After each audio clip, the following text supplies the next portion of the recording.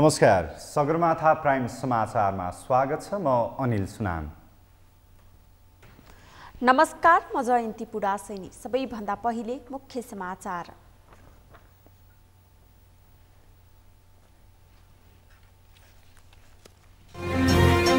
एमाले अध्यक्ष ओली दक्षिणपन्थी भएको नेकपा एकीकृत समाजवादीका अध्यक्ष नेपालको आरोप। ओली पूर्व राजा ज्ञानेन्द्र शाहको निवासमा सुटुक्क जाने गरेको भनाई।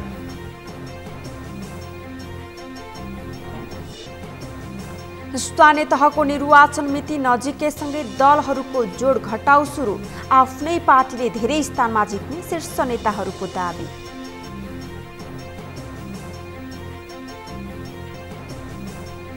विद्युतीय राहदानी लिन सर्वसाधारणलाई शास्ति महिनौं कुर्दा पनि राहदानी पाउनै मुस्किल। राहदानी विभागमा सर्वसाधारणको भिड। यातायात कार्यालयको अवस्था पनि उस्तै।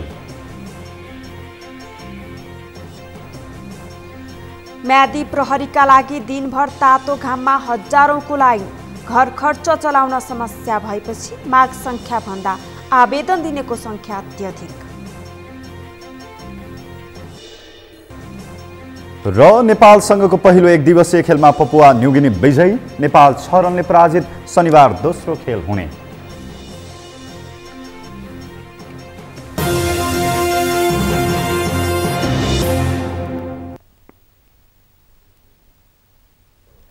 अब प्राइम समाचार विस्तारमा। सत्ता साझेदार नेकपा एकीकृत समाजवादीका अध्यक्ष माधव कुमार नेपालले एमाले अध्यक्ष केपी ओली पूर्व राजा ज्ञानेन्द्र शाहको निवासमा सुटुक्क जाने गरेको आरोप लगाउनु भएको छ। अध्यक्ष नेपालले आसन्न स्थानीय तहको निर्वाचनमा साँठगाँठका लागि ओलीले पूर्व राजा शाहको निवासमा सुटुक्क जाने गरेको बताउनु भएको हो। उहाँले ओली दक्षिणपन्थी भएको दावी गर्दै दक्षिणपन्थी शक्ति राप्रपासँग पनि चुनावमा मिलेर जाने प्रयास गरिरहेको तर्क गर्नुभयो। तर आफूहरू भने वामपन्थी लोकतान्त्रिक शक्ति भएकाले कांग्रेस लगायतका शक्तिहरूसँग चुनावी तालमेल गरेर अघि बढ्ने उहाँको भनाइ थियो। स्वाभाविक रूपमा परिणाम पनि दिन्छ। अहिले मोहन विक्रमजीको पार्टीले पनि हामीसँग मिलेर जाने प्रस्ताव राख्नु भएको छ। उपेन्द्र यादवजीको पार्टीले पनि जनता समाजवादीले मिलेर जाने प्रस्ताव हामीसँग राख्नु भएको छ। नेकपा माओवादीले पनि त्यस्तै प्रस्ताव हामीसँग राख्नु भएको छ। कांग्रेसभित्रको पनि एउटा हिस्साले मिलेर जानुपर्छ भन्ने प्रस्ताव राख्नु भएको छ। तर यो गठबन्धनलाई तोड्नलाई केपी ओली लागि परेका छन्। तर उनी पनि गठबन्धन गर्दैछन्। कोसँग थाहा छ? सुटुक्क ज्ञानेन्द्रको निवासमा पुग्ने गरेका छन्। राप्रपासँग साँठगाँठ गर्न खोजिरहेका छन्। विदेशीहरूको दलाली गर्ने पार्टीसँग तालमेल मिलाउन खोजिरहेका छन्। किनभने उनीहरू दक्षिणपन्थी शक्ति हुन्। दक्षिणपन्थी शक्तिहरू दक्षिणपन्थीहरूसँग मिल्छन्। हामी वामपन्थी शक्ति हौँ, लोकतान्त्रिक शक्ति हौँ। हामी लोकतान्त्रिक शक्तिहरूसँग र वामपन्थी शक्तिसँग मिलेर अगाडि बढ्छौँ। अध्यक्ष नेपालले आफ्नै शक्तिको भरमा चुनाव जित्ने गरी तयारी गर्न पनि पार्टीका नेता कार्यकर्तालाई सचेत गराउनुभयो। उहाँले एमाले परित्याग गरेर आफ्नो पार्टीमा प्रवेश गर्नेहरूको लहर नै चलेको दाबी समेत गर्नुभयो। पार्टी स्थापना भएको 6 महिनाको छोटो अवधिमा कुनै पनि पार्टीले नेपालको इतिहासमा आफ्नो पार्टीले जस्तो आकार ग्रहण गर्न नसकेको पनि उहाँले बताउनुभयो।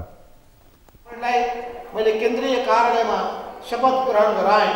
पार्टीमा मलाई भर्खरै शपथ ग्रहण गराएर आउँदैछु।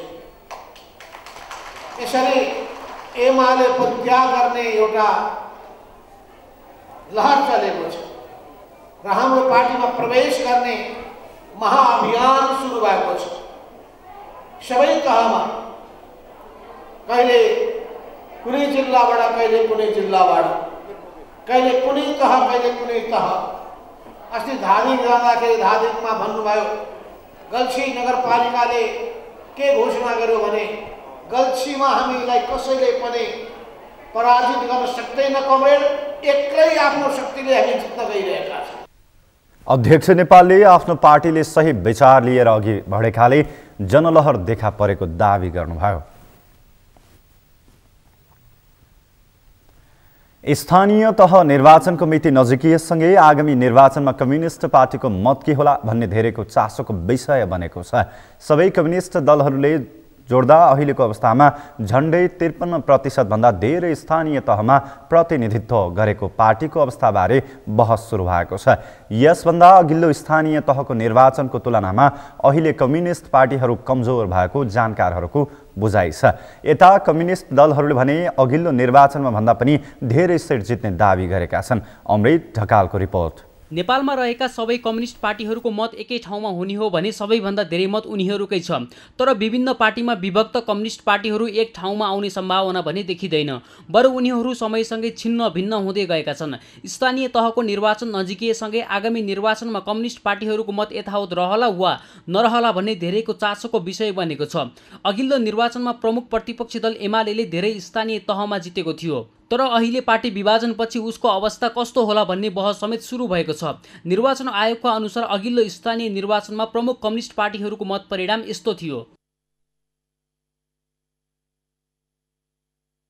अघिल्लो निर्वाचनको मत परिणाम हेर्दा कुल 753 पालिका प्रमुख मध्ये कम्युनिस्ट पार्टीहरूले मात्रै 404 पालिकामा जित्न सफल भएका थिए, जुन कुल प्रतिशतको 53.56% थियो। उपप्रमुख पदमा कम्युनिस्ट पार्टीले कुल प्रतिशतको 59.36% जित्न सफल भएका थिए। यस्तै कुल 6742 मध्ये कम्युनिस्ट पार्टीका उम्मेदवारले 3721 वाडामा अध्यक्ष पदमा विजयी भएका थिए, जुन कुल प्रतिशतको 55.19% हो। अन्य पदमा जस्तै कम्युनिस्ट पार्टीका उम्मेदवारले वाडा सदस्यमा पनि कुल प्रतिशतको 56.64% सदस्य जित्न सफल भएका थिए। सबै वामपन्थी दलको मत परिणाम जोड्दा अघिल्लो स्थानीय निर्वाचनमा 53% भन्दा माथि छ। तर पछि प्रतिनिधि सभा र प्रदेश सभाको निर्वाचनमा मिलेर चुनाव लड्दा कम्युनिस्ट पार्टीलाई झन्डै 2/3 हाराहारीको मत प्राप्त भयो। अघिल्लो निर्वाचनको मत परिणाम हेर्दा एमाले मात्रै झन्डै 40% स्थानीय तहमा जित हात पार्न सफल भएको थियो। तर अहिले एमाले एक छैन। एमालेबाट विभाजन भएर नेकपा एकीकृत समाजवादी गठन भएको छ भने उक्त पार्टीका अनुसार 7% भन्दा धेरै जनप्रतिनिधिले एकीकृत समाजवादीमा शनाखत गराएका छन्। पार्टी विभाजन भएको अवस्थामा पनि एमालेलाई पुराना सिट जोगाउन चुनौती छ। तर अध्यक्ष ओलीले भने आफ्नो पार्टीले 60% भन्दा धेरै स्थानीय तहमा विजय हात पार्ने दाबी गरेका छन्। 60 देखि 70% स्थानीय तहमा निर्वाचन जित्न सक्छौं। सिटको हिसाबले, पालिकाको हिसाबले, अनेक हिसाबले पनि 60 देखि 70% हामी एक्लै जित्न सक्छौं। त्यस अनुसारको तयारी। कुनै समय नेपाली राजनीतिको केन्द्रमा रहेका माओवादी केन्द्रका अध्यक्ष पुष्पकमल दाहाल पछिल्लो समय आफ्नो साख गुमाउँदै गएका छन्। काङ्ग्रेससँगको गठबन्धनलाई निरन्तरता दिनुपर्ने जोड दिँदै आएका अध्यक्ष दाहालले पछिल्ला दिनमा भने काङ्ग्रेसले साथ नदिए पनि माओवादी केन्द्र बहुमत ल्याउन एक्लै काफी भएको दाबी गरेका छन्। अहिले जो निर्वाचनमा जाँदैछौँ अब 79मा देशभरिको सबै स्थिति हेर्दा हामी पहिलो पार्टी बन्ने सम्भावनातिर अगाडि बढिसकेका छौँ। विक्रम सम्वत 2015 सालको पहिलो निर्वाचनमा कुल मतको 7.2% मत प्राप्त गर्दै 4 सिट जितेका वामपन्थी दलहरू 2074 सालको निर्वाचनसम्म आइपुग्दा झन्डै 2/3 हाराहारी सरकारको नेतृत्व गर्न सफल भए। तर जोगाउन भनी सकेनन्। 4 वर्ष अघि एक भएका कम्युनिस्ट दलहरू अहिले 4 टुक्रामा विभाजित बनेका छन्। त्यसैले पनि अघिल्लो निर्वाचनमा पाएको जनमत आगामी निर्वाचनमा कम्युनिस्ट पार्टीले जोगाउन नसक्ने धेरैको अनुमान छ। सम्भव छैन, यो त्यत्रभित्रको अवस्थामा छ। अब प्रष्टै कुरा भन्नु पर्दाखेरि नेपाली काङ्ग्रेस विगतभन्दा धेरै भारी तरिकाले त्यो सिफ्ट हुन्छ। जुन हिजो नेपाल कम्युनिस्ट पार्टीको उसमा थियो, हुन त पहिलाको स्थानीय चुनावमा नै गठबन्धन त भएकै थियो, एमालेको विरुद्धमा थियो। तर अब आउने चुनावमा पनि त्यो वितरण हुन्छ। निर्वाचनमा भाग लिएका बाहेक पनि थुप्रै कम्युनिस्ट पार्टीहरू अझै पनि सडक सङ्घर्षमा छन्। विश्वभरि नै कम्युनिस्ट पार्टीहरू ओह्रालो लागेको अवस्थामा नेपालमा भने स्थापना भएको 70 वर्षको इतिहासमा कम्युनिस्ट पार्टीले ठूलो जनमत प्राप्त गर्न सफल भए। तर सीमित व्यक्तिको स्वार्थ र अहमले गर्दा कम्युनिस्ट पार्टी सधैँ फुटको मारमा परिरहे। सर्वहारा वर्गको प्रतिनिधित्व गर्ने भनेका पार्टीहरू व्यक्तिगत स्वार्थ र अहम भन्दा माथि उठेर काम गर्न सके, त्यसले जनता, देश र विश्व कम्युनिस्ट आन्दोलनलाई नै ठूलो फाइदा पुर्याउने थियो। सगरमाथा टेलिभिजनका लागि अमृत रकालको रिपोर्ट।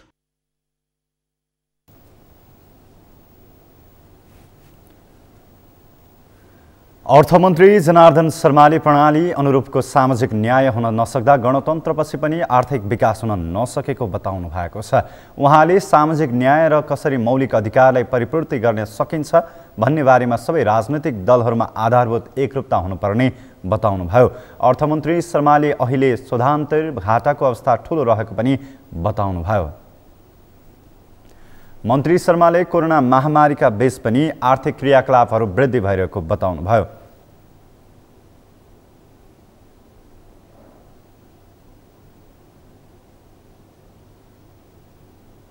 उहाँले पछिल्लो समय आयात बढेको र उपभोग्य वस्तुको आयात कृषिजन्य वस्तुको आयात अर्बौंमा रहेको बताउनुभयो। श्रम रोजगार तथा सामाजिक सुरक्षा मन्त्री एवं नेकपा यसका नेता कृष्णकुमार श्रेष्ठले सरकारमा आफ्नो पार्टीले सशक्त उपस्थिति देखाएको दावी गर्नुभएको छ। अझै कतिपय काम अर्को पार्टीका प्रधानमन्त्री भएको हुनाले गर्न नसकिएको उहाँको भनाइ छ। आज काठमाडौँमा आयोजित पार्टी निकट एकीकृत ट्रेड युनियन महासंघ नेपाल घोषणा तथा सम्मान समारोहमा बोल्दै मन्त्री श्रेष्ठले केही महिनाभित्र नै नेपाल ट्रेड युनियन भन्दा एकीकृत ट्रेड युनियन महासंघ नेपाल ठूलो बन्ने दावी समेत गर्नुभयो। त्यसका लागि आवश्यक सहयोग मन्त्रालयबाट आफूले गर्ने प्रतिबद्धता पनि उहाँले व्यक्त गर्नुभयो। मन्त्री श्रेष्ठले एकीकृत ट्रेड युनियन महासंघ नेपालमा आबद्ध भएका सदस्यहरूलाई राजनीति नभई श्रमिकको हकहितका बारेमा सोच्न आग्रह गर्नुभयो।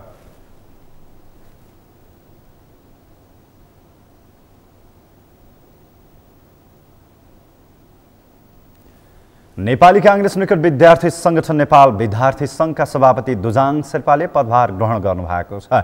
आज सभापति शेर्पाले नेपाल विद्यार्थी संघको सभापतिको पदभार ग्रहण गर्नुभएको हो। पदभार ग्रहण गर्दै उहाँले संगठनलाई ठिक ठाउँमा राख्न आफ्नो ठाउँबाट सकेको सहयोग गर्ने बताउनुभयो। उहाँले नेभिसँग अब राजनैतिक मुद्दाहरूमा नभई शैक्षिक मुद्दाहरूलाई अघि बढाउनेतर्फ लाग्ने प्रतिबद्धता जनाउनुभयो। ट्र्याकमा ल्याउनको लागि मैले मेरो ठाउँबाट यो कुनै पनि तपाईँको समूह उपसमूह गुट उपगुट नहेरिकन समयमै तपाईँको महाधिवेशन गर्नको लागि म वचन दिन चाहन्छु। आज पत्रकार साथीहरूलाई तपाईँको चाहिँ कुनै पनि ढङ्गबाट पूर्वाग्रह नराखिकन र सम्पूर्ण नेपाल विद्यार्थी सङ्घ साथीहरूलाई पनि सहयोग गर्नको लागि पनि अनुरोध गर्न चाहन्छु।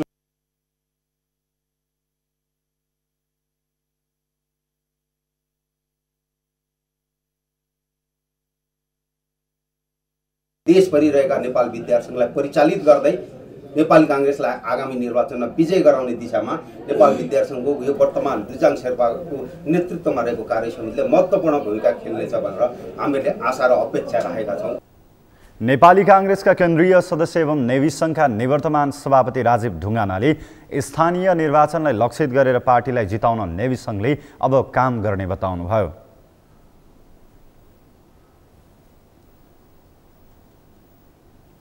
केन्द्रीय सदस्य ढुङ्गानाले लामो समय नेभी संघको नेतृत्वलाई लिएर उमेर हदको कुरा चले पनि अबको नेतृत्वले युवा अवस्थामै नेतृत्व लिन सफल छ भन्ने सन्देश दिने गरी काम गर्नुपर्ने बताउनुभयो।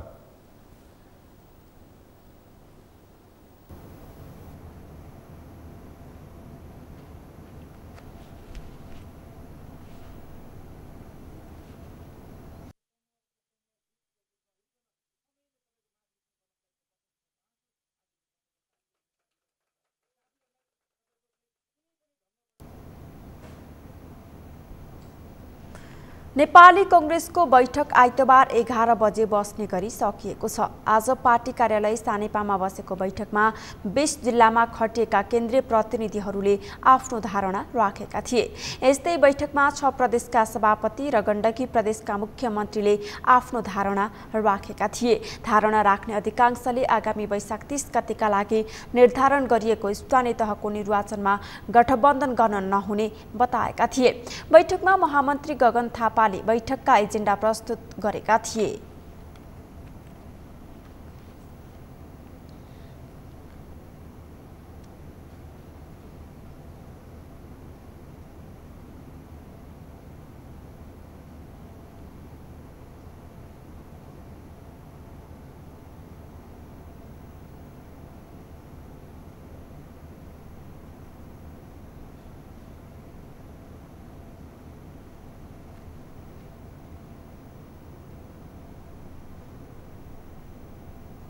सगरमाथा प्राइम समाचारमा एकैछिन विश्रामपछि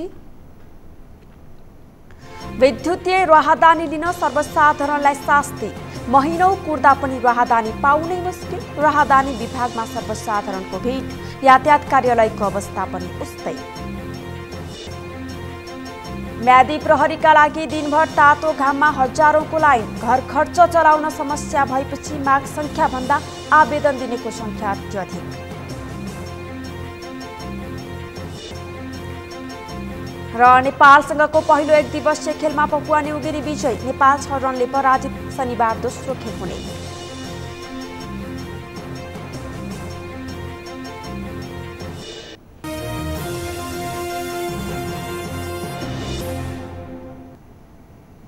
विश्रामपछि पुनः स्वागत छ। अब बाँकी समाचार। सेवाग्राहीको भिड बढेसँगै यातायात व्यवस्था कार्यालय अस्तव्यस्त बन्ने गरेको छ। ललितपुरको एकान्त कुनास्थित यातायात कार्यालयमा सवारी चालक अनुमति पत्र बनाउन र नवीकरण गर्न जाने सेवाग्राहीलाई टोकन लिन मात्रै घण्टौँसम्म लाइन बस्नुपर्ने बाध्यता छ। टोकन लिइसकेपछि पनि बैंकमा राजस्व जम्मा गर्न, फारम बुझाउन र सबै काम सम्पन्न गर्न भिड बढेपछि काममा असहज हुने गरेको सेवाग्राहीको भनाइ छ। त्यही कार्यालय परिसरमा टोकन लिनेदेखि कागजात बुझाउन र लाइसेन्स लिने काममा बिचौलियाहरूले उत्तिकै दुःख दिने गरेको सेवाग्राहीको गुनासो छ। फ्रेन्स मिश्रको रिपोर्ट। नेपालका अधिकांश सरकारी कार्यालयहरू अझै पनि सेवाग्राही मैत्री बन्न सकेका छैनन्। सामान्यतया बैंकदेखि यातायात, मालपोत र राहदानी विभागसम्मको अवस्था जटिल छ। सरकारी कार्यालयहरू प्रविधि मैत्री बन्दै गएको दावी गरे पनि साधारण कामका लागि पनि घण्टौँसम्म लाइन बस्नुपर्ने बाध्यता हट्न सकेको छैन। जसको एउटा उदाहरण हो यातायात व्यवस्था कार्यालय एकान्त कुना। ललितपुरको एकान्त कुना स्थित यातायात व्यवस्था कार्यालयमा सवारी चालक अनुमति पत्र बनाउन र नवीकरण गर्न जाने सेवाग्राहीलाई टोकन लिन मात्रै घण्टौँसम्म लाइन बस्नुपर्ने बाध्यता छ। त्यही टोकनमा लिन पनि बिचौलियाहरूको ठूलो चलखेल हुने गरेको छ। कार्यालयको मूल ढोकादेखि कार्यालय प्रमुखको कार्यकक्षसम्म नै बिचौलियाहरूको साँठगाँठ चल्ने गरेको सेवाग्राहीहरूको गुनासो छ। त्यसैगरी कार्यालयभित्र कर्मचारीहरूले पनि काममा लापरवाही गर्ने गरेको उनीहरूले बताएका छन्। मैले त्यो रसिद पनि ल्याएँ अहिले होइन 10 वर्ष पुरानो। अहिले आएर भन्नुहुन्छ यो तपाईँको चेकलिस्टमा नाम छैन, मन्त्रालयको नम्बर दिनुभयो, मन्त्रालयमा गएर सम्म गर्नु, फोन गर्नु भनेर भन्नुभएको छ। अब हामी 1 महिनादेखि सिराबाट आइरहेको छु, कुदै गरिरहेको छु। यसको लागि के गर्नु पर्यो मलाई थाहा भएन। 1 बजेदेखि प्रमुखहरू कोही पनि छैन। त्योभन्दा पहिलादेखि निस्किनु भएको छ, कोही पनि छैन माथि। अहिले गएर हेर्न सक्नुहुन्छ हजुर, अहिले खिच्दा पनि हुन्छ। 1 घन्टा बस्यो नि हामी ओर्ले कहिले जानलाई। म 1 महिना भयो कुदाकुदैछु, मलाई यस्तो दुःख दिइरहेका छन्। अहिले आएर फेरि भन्नु एकैचोटि भन्दा नि हुन्छ नि त। 1 महिना कुदाएर अहिले आएर भन्नुहुन्छ मन्त्रालयमा फोन गर्नु भनेर। अब यसको लागि के गर्ने, हामी कहाँ जाने हो? बिचौलिया प्रयोग गर्ने पनि कर्मचारी नै होला है सायद, बिचमा को हुनुहुन्छ, नत्र त्यो टोकन त बाहिर जाँदैन नि। जस्तो मैले 161 261 को टोकन नम्बर पाएँ थिएँ, तर त्यो बिचको टोकन चाहिँ गायब छ फेरि के। त्यो टोकन चाहिँ कसरी गायब भयो त्यो चाहिँ हामीलाई पनि थाहा छैन। अब के छ बिचमा, अब यहाँ यातायात भित्रकै कमजोरी हो कि? यातायात व्यवस्था विभाग मातहतका कार्यालयहरूमा सेवाग्राहीले पाउने शास्ति र हैरानी कतिसम्म छ भने टोकन लिन अलिकति मात्र ढिला भए काम नै हुन सक्दैन। तर तपाईँ 1500 देखि 2000 खर्च गर्न सक्नुहुन्छ भने जुनसुकै बेला पनि तपाईँको काम सफल हुन्छ।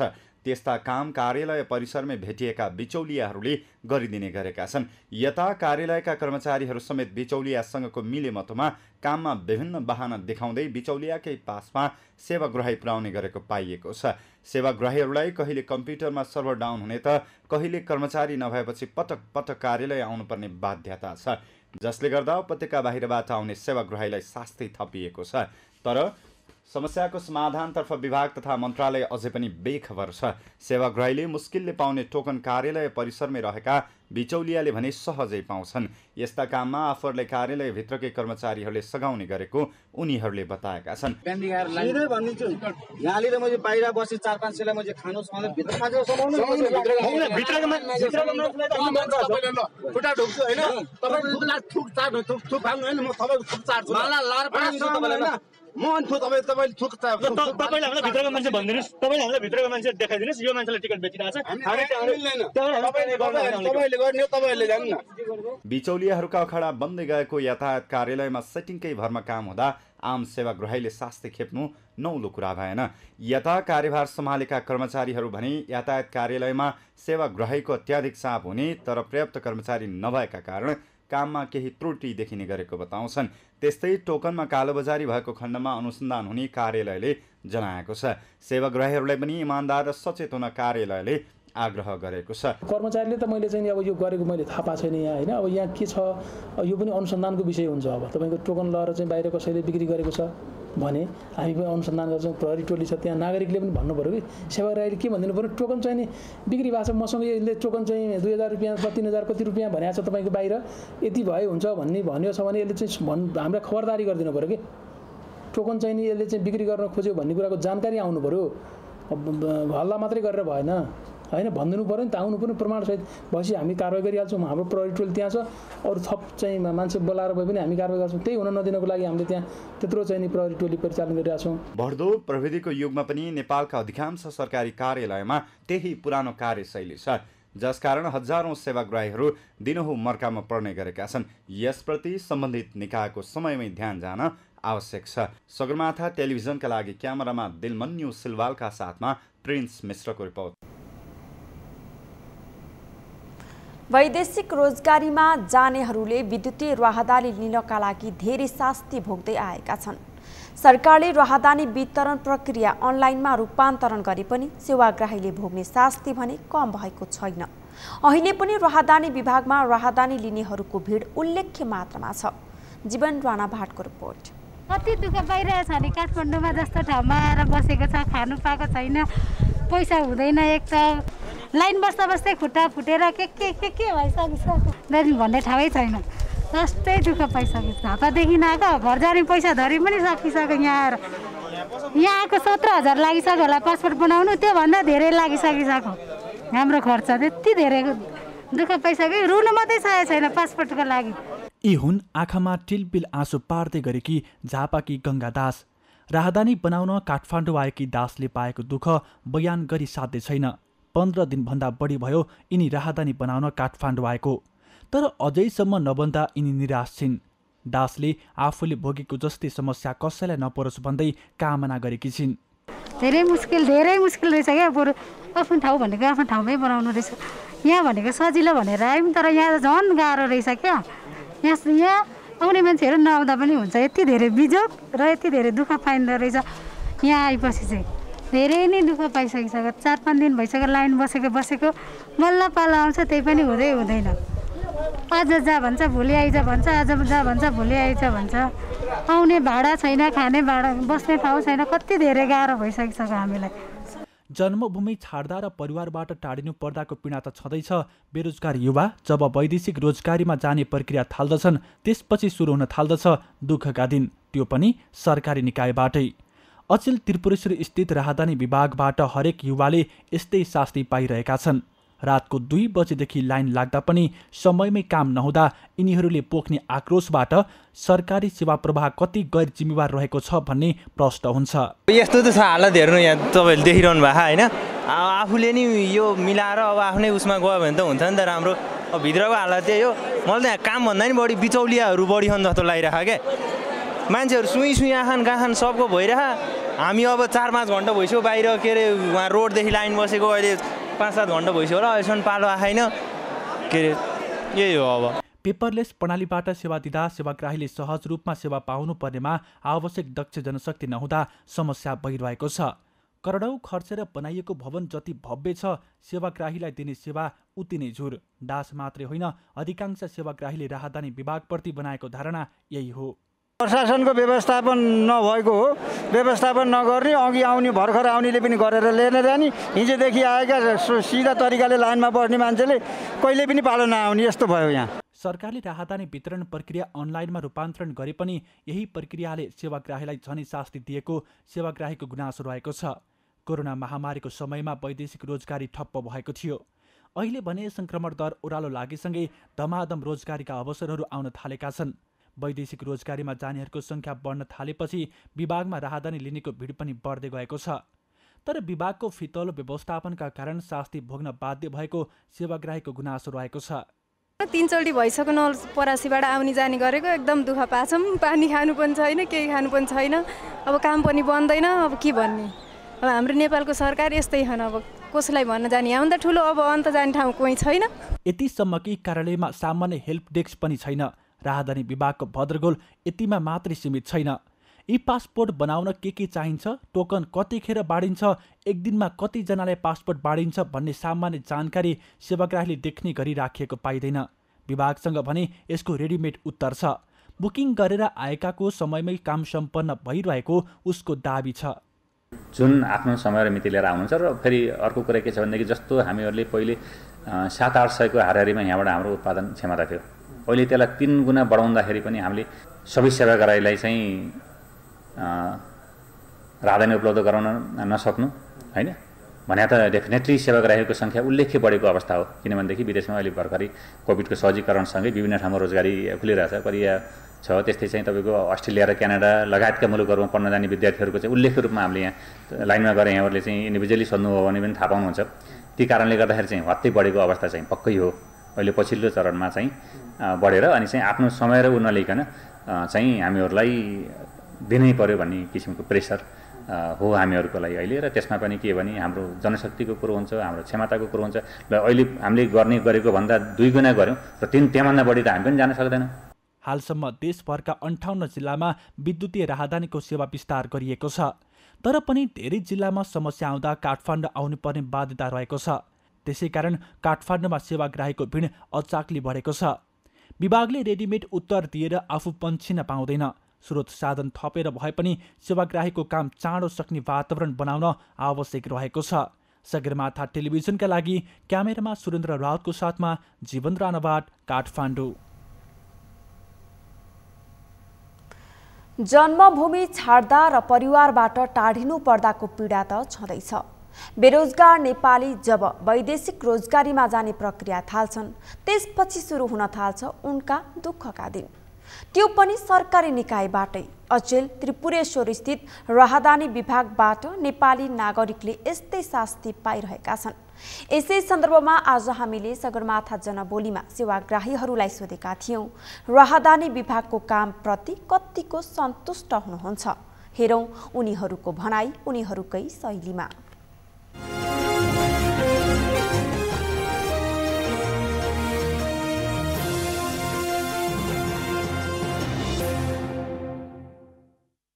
अहिले पासपोर्टको सिस्टम चाहिँ अब जिल्लामा दिनु भएन उहाँहरूले होइन, किन हो कसरी हो होइन, बन्द गर्नुभएको छ।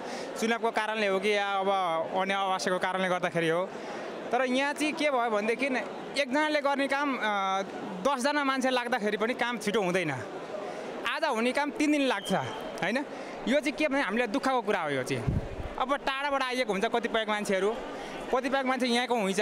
टाढाबाट आउने मान्छेलाई न बस्नको सुविधा हुन्छ न खानाको सुविधा हुन्छ। हामीलाई कति बिजोग भइराखेको हुन्छ। आज हुने काम भोलि आइज भनिदिनुहुन्छ, भोलि हुने काम पर्सि आइदिनु भन्नुहुन्छ। यो चाहिँ अलिकति सरकारको के भनेदेखि अलिकति यो कमजोरी हो जस्तो लाग्छ, जहाँसम्म लाग्छ मलाई। म चाहिँ केही सुझाव दिन चाहन्छु भने हाम्रो नेपाल सरकारले चाहिँ महिला जस्तै हामी यहाँ छौँ नि, यहाँनिर महिलाको लागि छुट्टै एउटा लाइन होस्, पुरुषको लागि छुट्टै होस्, महिलालाई कम्फर्टेबल होस् त्यो भन्न चाहन्छु म चाहिँ। र कामहरू चाहिँ छिटो होस् त्यही भन्न चाहन्छु। इमर्जेन्सी भन्ने छ, यहाँनिर आएको छौँ 10-12 दिन हुन्छ आएको, कामै हुँदैन। अब यता सोध्यो उता जा भन्छ, उता सोध्यो उता जा भन्छ, अनि कसैले राम्रो सल्लाह दिँदैन। अब हामीले पहिलोपटक आएको, अब थाहै हुँदैन कता जाने के गर्ने केही थाहै हुँदैन। अब के भन्नु अब सरकारले केही गरेको छैन के अरे। अब सुर्खेत आएको 1 हप्ता भइसक्यो, अहिलेसम्म बनाएन पासपोर्ट। सन्तुष्टि छैन नि। अब यस्तो प्रब्लम भएपछि सरकारले होइन कसरी हुन्छ त्यहाँ अब काम गर्ने मान्छेहरू बढी हालेर हुन्छ कसरी हुन्छ, छिटो काम गरिदिनु पर्ने हो जनताको होइन। यहाँ अब हजारौँ मान्छे छ, पुगै 3 दिन 4 दिनदेखि धाइरहन् होइन। अब यो चाहिँ सरकारले वास्तव नगरे जस्तो लाग्छ होइन प्रशासनहरूले। टोकन सिस्टम होस् होइन। अब मान्छेले आफ्नो पालोको कुरेर गरेर बाहिर गएर नै आउन सक्छ नि त टोकन भएपछि। त्यही अनुसारको अनि कति मान्छे भित्र राख्ने, कोही कति बाहिर गर्ने, त्यो अनुसारको मान्छे भित्र गरेर अनि आफ्नो पालो अनुसारको गरिदिनु भन्ने चाहन्छ। हामी चाहिँ 1 बजेबाट यहाँ आएर चाहिँ यतिकै छौँ, रातिको 1 बजे आएर हुन्छ मात्रै भन्छ न, खै अहिलेसम्म भएकै छैन। त्यही हो। अब सुझाव के दिनु, अब सबैलाई त्यस्तै छ होइन। अब 17 जिल्लाबाट बन्दैछ पासपोर्ट यहाँ। अब अलिक कहिले सर्व चलेर भन्नुहुन्छ सरहरूले, कहिले के भन्नुहुन्छ। तर हाम्रो काम चाहिँ छिटो होस् भन्न चाहन्छु। त्यही हो। यसको लागि चाहिँ लाइनहरू अलिक मेन ठाउँमा भएन, जो मन लाग्यो त्यहीँ घुस्रिरहेछ। अनि हुन्छ नि त्यो लेडिजहरूलाई अनि नानीका आमाहरूलाई वृद्धहरूलाई चाहिँ एउटा छुट्टै लाइन भइदिएको भए सहिलो हुन्थ्यो। अब कार्यालयको भन्दा नि सरकारकै दोष देख्छु कि मैले। अब सेन्ट्रलाइज गरे डिसेन्ट्रलाइज गर्यो भन्छ गभर्मेन्ट होइन, त्यही पनि भएको छैन। सबै मान्छे काठमाडौँ नै थुप्रिया छन्। अब यसरी त कहिले हुने हो देशको विकास।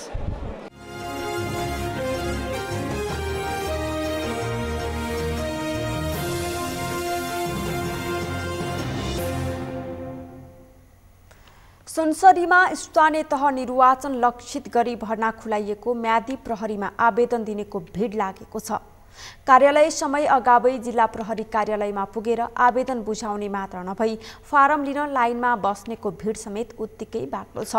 युवा युवतीका साथै 40 नागरिकका ठूलो समूह 2 महिने सरकारी जागिरमा झुम्मिएका छन्। एका बिहानै लाइनमा पालो पर्खने अधिकांशको चाहना खर्च जुटाउनु नै छ। 20 वर्षका युवाहरू हैन यसरी म्यादी प्रहरीमा आइरहेका छन्। हाम्रो त हैन नि यो बाध्यता हो। नेपालमा राम्रो फेसिलिटी नभएर हैन अब केही गर्न 2 महिनाको लागि भने यसो अडिदिनु लागि हामी हैन साथी हो। अब रोजगार पनि भएन, त्यही कारणले गर्दाखेरि अब रोजगार पनि खाउँ, 2-4 पैसा पनि कमाउँ भनेर चाहिँ म्यादीमा आउनु खोजेको होइन। अब यहाँ चाहिँ अब कुलम्बला चाहिँ हाम्रो देशको चाहिँ बेरोजगारी 18 वर्ष उमेरदेखिका चाहिँ 55 उमेरसम्मका चाहिँ सबै मान्छेहरू चाहिँ आउनुभएको छ। त्यो एउटा चाहिँ दुःखको कुरो।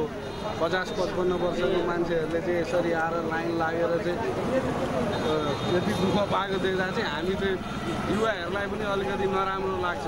अब यो चाहिँ हाम्रो चाहिँ देशका चाहिँ अगुवाहरूले गर्दा चाहिँ देशमा चाहिँ बेरोजगारी बढी भएर चाहिँ यो दुःख शास्ति चाहिँ हामी सबैले भोग्नु परेको हो। युवा मात्र नभई अधवयस्क उमेर समूहका व्यक्तिहरू समेत म्यादी बन्ने इच्छा बोकेर घण्टौं लाइनमा छन्। उनीहरू समेत घर परिवारको गुर्जो टार्न 2 महिने सरकारी जागिर खान आएको बताउँछन्। म्यादी प्रहरीका लागि साधारण लेखपढ मात्रै भए पनि आवेदन दिने शिक्षित बेरोजगारको संख्या समेत ठूलो छ।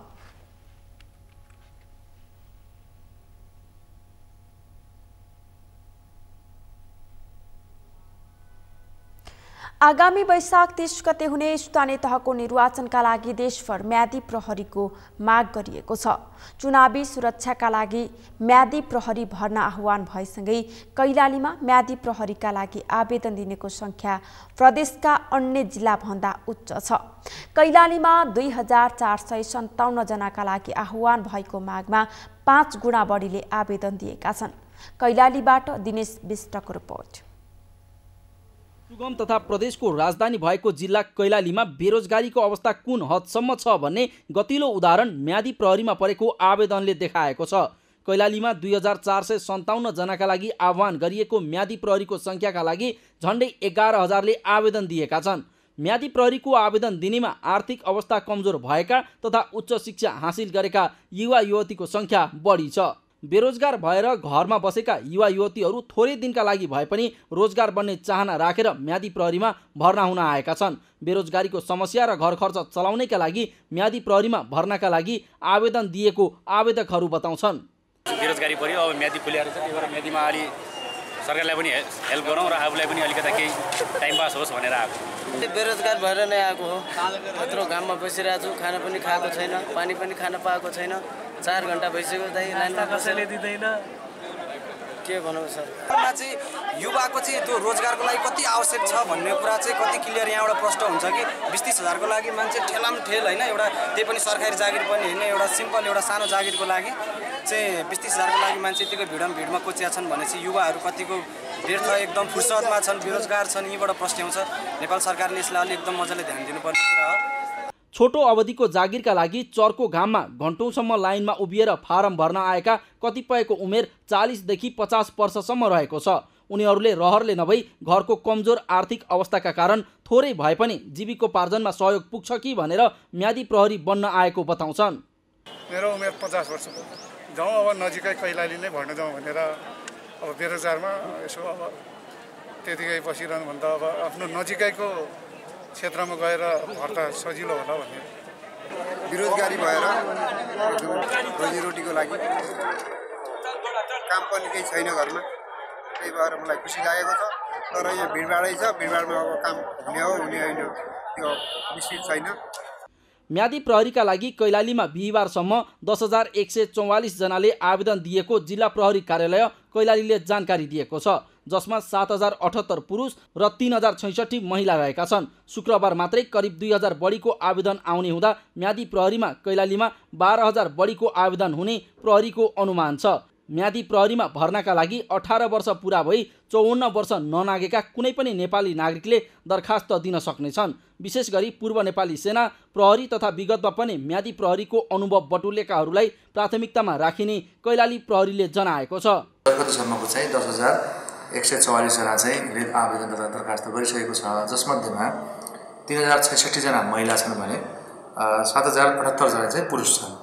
यसो हेर्दाखेरि चाहिँ अब यो आज अन्तिम दिन हो, अन्तिम दिनमा पनि लगभग 20-22-25 को हाराहारीमा या त्योभन्दा बढी पनि, किनभने हाम्रो रेकर्डमा हेर्ने हो भने एकै दिनमा 2700 2750 जतिको दर्ता पनि भएको देखिन्छ। त्यस कारणले अब त्यो रेसरीमा हुँदाखेरि त्यही लगभग मोटामोटी हेर्दाखेरि 13-14-15 हजारसम्मको रेसियोमा आउँछ। या फेरि म्यादी प्रहरीले 40 दिन काम गर्न पाउनेछन्। 40 दिनसम्मको मासिक 30,240 रुपैयाँ पारिश्रमिक निर्धारण गरिएको छ। पारिश्रमिकका साथै प्रत्येक म्यादी प्रहरीले खाद्यान्न बापत 7,200, पोसाक र अन्य खर्च 6,000, यातायात खर्च बापत 1,000 र बिमा सुविधा समेत उपलब्ध गराइने व्यवस्था गरिएको छ। छनौट प्रक्रिया भने चैत 15बाट प्रारम्भ हुने र नतिजा चैत 22 सम्ममा प्रकाशन गरिनेछ। म्यादी प्रहरीमा आकर्षण सेवा सुविधा नभए पनि फुर्सदको समयलाई केही गरेपछि आफू र परिवारलाई आर्थिक रूपमा सहयोग होला कि भन्ने सोचले आवेदन दिएको अधिकांश युवाहरूको तर्क छ। सगरमाथा टेलिभिजनका लागि कैलालीबाट दिनेश विष्टको रिपोर्ट। नेपालको राजधानी काठमाडौँ विश्वकै प्रदूषित सहरमध्ये 6औं स्थानमा परेको छ। वायुको गुणस्तर अनुगमन गर्ने स्विस कम्पनी आक्युएयरले सार्वजनिक गरेको सूचीमा नेपालको राजधानी काठमाडौँ विश्वको 6औं प्रदूषित सहर बनेको हो। पछिल्ला दिनहरूमा सडकमा सवारी साधनको चाप बढेसँगै वायु प्रदूषणको तह पनि उकालो लागेको छ। मेनुका लम्सालको रिपोर्ट। देशभरका नागरिकका लागि देशकै राजधानी काठमाडौँ सपनाको सहर हो। यो सहरमा रोजगारी, शिक्षा लगायतका धेरै कुराको सुविधा उपलब्ध छ। त्यसैले दैनिक हजारौंको गन्तव्य काठमाडौँ बन्ने गर्दछ। तर यसबाहेक पनि काठमाडौँको अर्को एउटा परिचय छ, त्यो हो विश्वको प्रदूषित सहर। अर्थात् काठमाडौँ विश्वकै प्रदूषित सहरको सूचीमा 6औं स्थानमा परेसँगै यसको परिचय समेत प्रदूषित सहरमा गणना हुन थालेको छ। वायुको गुणस्तरबारे अनुगमन गर्ने स्विस कम्पनी आक्युएयरले सार्वजनिक गरेको सूचीमा काठमाडौँ विश्वको 6औं प्रदूषित सहर बनेको छ। आक्युएयरले निर्माण गरेको सन् 2021 को रिपोर्ट अनुसार काठमाडौँ विश्वकै प्रदूषित सहर मध्ये 6औं स्थानमा परेको हो। यसरी देशको राजधानी नै विश्वभरको प्रदूषित सहरमा पर्नुमा सरकारको चासो अभाव रहेको सर्वसाधारणको गुनासो छ। वन जङ्गललाई चाहिँ जोगाइदिने र चाहिँ आगो डढेलो नलगाउने हो भने आम नागरिक सचेत हुँदा र गभर्मेन्ट सचेत हुँदा डढेलो या कार्बन उत्सर्जन कम हुन्थ्यो र त्यसले पनि धेरै हदसम्म रोकथाम हुन्थ्यो। र आयल निगम लगायतका कैयौँ चाहिँ निकायहरूले स्वयं चाहिँ जनताबाट कर चाहिँ लिने, तर त्यो लागू भयो या भएन भनेर गभर्मेन्टले पनि विचार गर्ने र पब्लिक पनि चासो राख्ने हो भने यसका रोकथामका उपायहरू पनि प्रभावकारी ढङ्गले अगाडि आउन सक्थ्यो होला भन्ने जस्तो मलाई लाग्छ। यो एउटा कुरा त यी गाडीहरूमा अत्याधिक गाडीको चाप, काठमाडौँ सहरमा सवारी साधनको चाप, अनि के अरे यसको धुलो धुवाँ र यो बन्दकर्ताहरूले पनि यो प्रदर्शन गर्नका लागि जो टायर बाल्ने कार्यक्रम छ यसले पनि धेरै असर पारेको छ। नेपालका विभिन्न 26 स्थानमा प्रदूषण मापन यन्त्रहरू रहेका छन्, जसमध्ये 6वटा उपत्यकाभित्र रहेको वन तथा वातावरण मन्त्रालय अन्तर्गतको वातावरण विभागले जनाएको छ। सवारी साधनको बढ्दो चाप र पेट्रोलियम पदार्थबाट चल्ने खर्चिलो इन्धनबाट निस्कने धुवाधुलोबाट प्रदूषण बढ्ने गरेको विभागले जनाएको छ। अब आगामी दिनमा कस्तो हुन्छ ठ्याक्कै भन्न नसकिए पनि अब स्थिति भनेको के हो भन्दा मैले तपाईँलाई अघि नै भने यो डढेलोको सिजन हो। डढेलोको अवस्थामा पनि केही मात्रामा प्रदूषण बढ्ने नै गर्छ, बढ्ने गरेकै थियो विगतहरूमा पनि, वर्षहरूमा पनि, अहिले पनि बढ्ने नै गर्छ। र अब हिउँदको समयमा पनि प्रदूषण बढ्छ, अन्य समयमा चाहिँ हुँदैन। अब यसलाई सुधार गर्न चाहिँ विभिन्न कार्यक्रमहरू गर्ने, जस्तो सवारी साधनकै अघि हामीले भन्यौँ सहरी क्षेत्रको कुरा गरेर भने सबैभन्दा ठुलो प्रदूषणको हिस्सा चाहिँ सवारी साधनहरू नै हुन् र यसलाई ट्रान्सफर्मेसन गर्न सकियो भने पनि धेरै ठुलो चाहिँ यसले प्रदूषण घटाउन सहयोग पुर्याउँछ। प्रदूषित सहरको आँकडामा 6औं स्थानमा काठमाडौँ परेको छ भने देशको आँकडामा नेपाल 10औं स्थानमा परेको छ। नेपाल सरकारले प्रदूषण घटाउन विद्युतीय सवारी साधन ल्याउने योजना तीव्र रूपमा अघि सारेकाले आगामी दिनमा प्रदूषणको उच्चता न्यूनीकरण हुन सक्ने विभागको अनुमान छ। तपाईँ हाम्रै आँखा अगाडि बिस्तारै इलेक्ट्रिक भेहिकलहरूको मोबिलिटी बढिरहेको छ। साझा यातायातले नि प्रयास गरिरहेको छ ठुलो खालका यातायात ल्याउने। नेपाल सरकारले साझा यातायातलाई फन्ड पनि प्रोभाइड गरेको अवस्था छ र नेपाल सरकारले चाहिँ विद्युतीय सवारीलाई प्रवर्धन गर्ने गरी कार्यक्रमहरू अगाडि बढिरहेका छन्।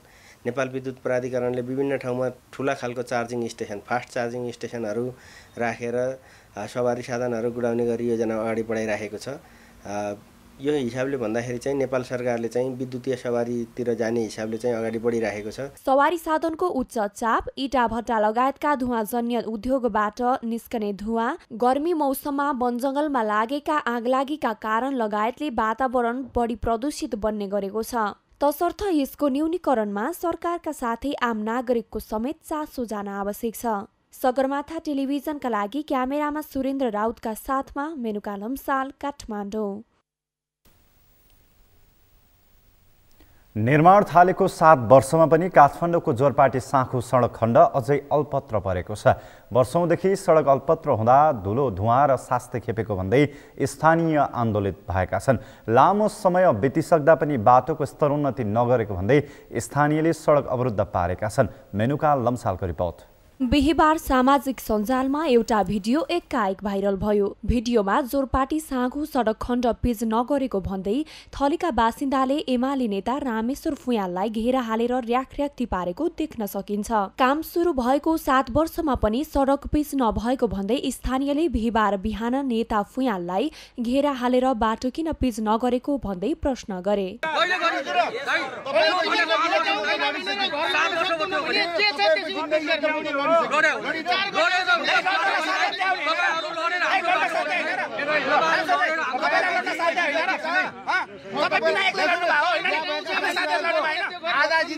स्थानीयले सवारी आवागमन अवरुद्ध पारेपछि बाटो खुलाउन पहल गर्न पुगेका एमाले नेता फुयाल उल्टै स्थानीयको घेराबन्दीमा परेका थिए। अन्ततः फुयाल ठेकेदारलाई दोष देखाउँदै त्यहाँबाट हिँडे। जोरपाटी साँघु सडक खण्ड वर्षौंदेखि पिच भएको छैन, जसका कारण दैनिक धुवा धुलो र सास्ती खेपेका स्थानीय आक्रोशित बनेका हुन्। 7 वर्ष अघिसम्म यो बाटो धुवा धुलो खाएर हामी बसिरहेमा, हामी बन्द गरेको कारण के यो बाटो बनाउनु पर्छ, यो बाटो संरक्षण हुन्छ भनेर हामी यो आन्दोलन गरे।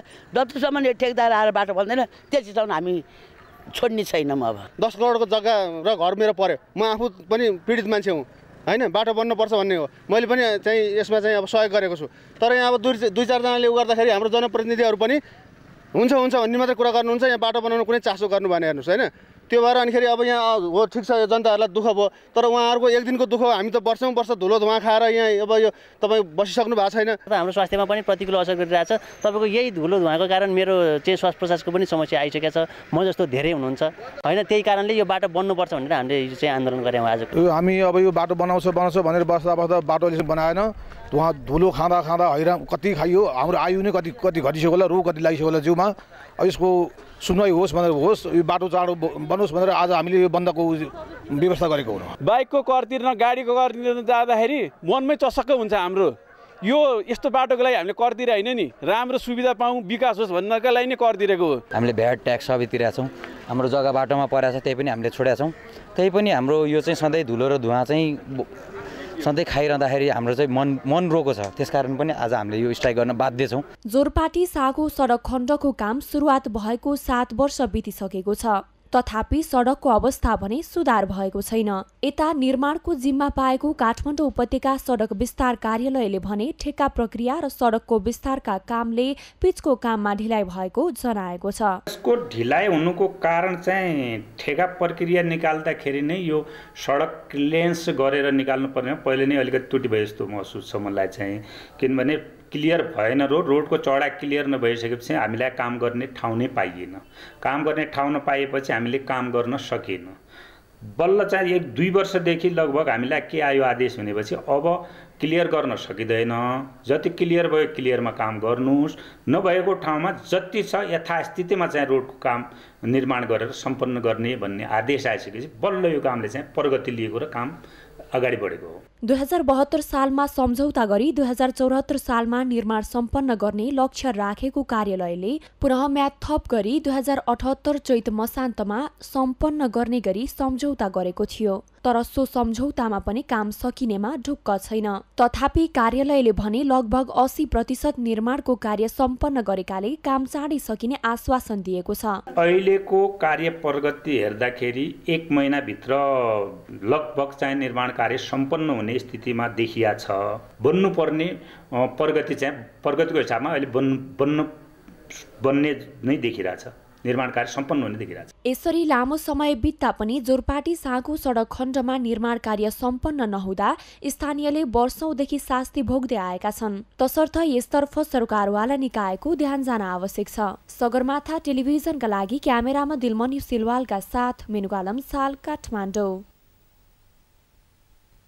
सगरमाथा प्राइम समाचारमा पालो भएको छ विश्रामको विश्रामपछि। युक्रेनको समर्थनमा उत्रिन विश्वभरका नागरिकलाई युक्रेनी राष्ट्रपतिको आग्रह, रुस विरुद्ध युक्रेनी सेनाको कडा प्रतिकार।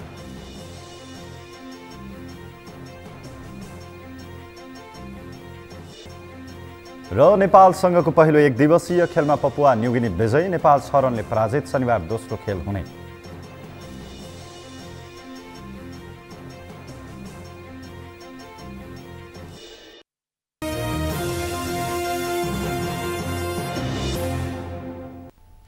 अब पालो अर्थ समाचारको।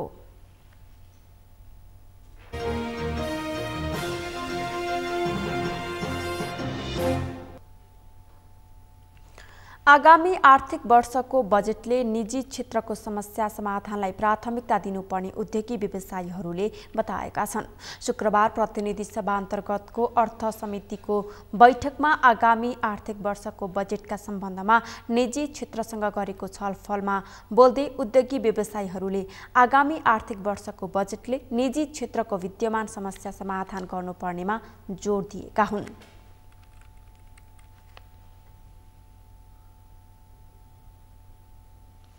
वीरगञ्ज उद्योग वाणिज्य सङ्घका अध्यक्ष सुबोध कुमार गुप्ताले पछिल्लो समय खानेतेलको मूल्य बढेको भए पनि चामलको मूल्य नबढेको बताएका छन्। आज काठमाडौँमा आयोजित पत्रकार सम्मेलनमा बोल्दै अध्यक्ष गुप्ताले खानेतेलको मूल्य बढेको भए पनि चामलको मूल्य नबढेको बताएका हुन्।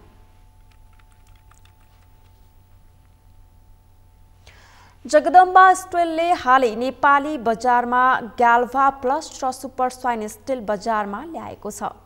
जगदम्बा ग्याल्भा प्लस नेपालमा अत्याधुनिक रूफिङ उद्योगमा नयाँ आयाम थपेको जनाएको हो। कम्पनीले केही समय अघि मात्र सिमरा स्थित अत्याधुनिक नयाँ प्लान्टको स्थापना गरी उत्पादन कार्य सुरु गरेको थियो।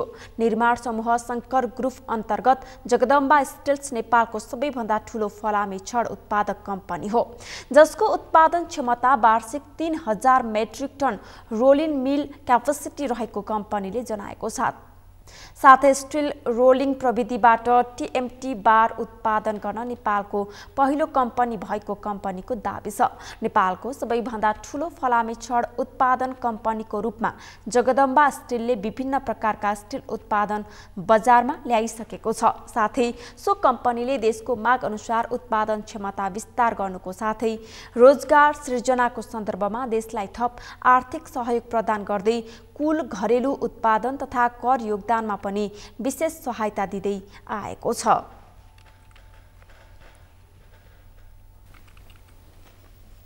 यो सँगै हामी सगरमाथा प्राइम समाचारको अन्त्यमा छौं। अन्त्यमा मुख्य समाचार फेरि एकपटक। एमाले अध्यक्ष ओली दक्षिणपन्थी भएको नेकपा एकीकृत समाजवादीका अध्यक्ष नेपालको आरोप। ओली पूर्व राजा ज्ञानेन्द्र शाहको निवासमा सुटुक्क जाने गरेको भनाइ।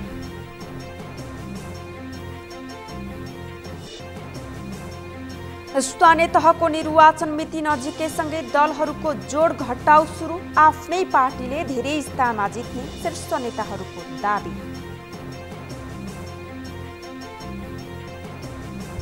विद्युतीय राहदानी लिन सर्वसाधारणलाई शास्ति। महिनौ कुर्दा पनि राहदानी पाउनै मुस्किल।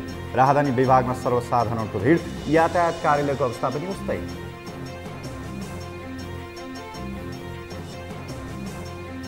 म्यादी प्रहरीका लागि दिनभर तातो घाममा हजारौंको लाइन। घर खर्च चलाउन समस्या भएपछि माग संख्या भन्दा आवेदन दिनेको संख्या अत्याधिक। र नेपालसँगको पहिलो एक दिवसीय खेलमा पपुवा न्युगिनी विजयी, नेपाल 6 रनले पराजित। शनिबार दोस्रो खेल हुने।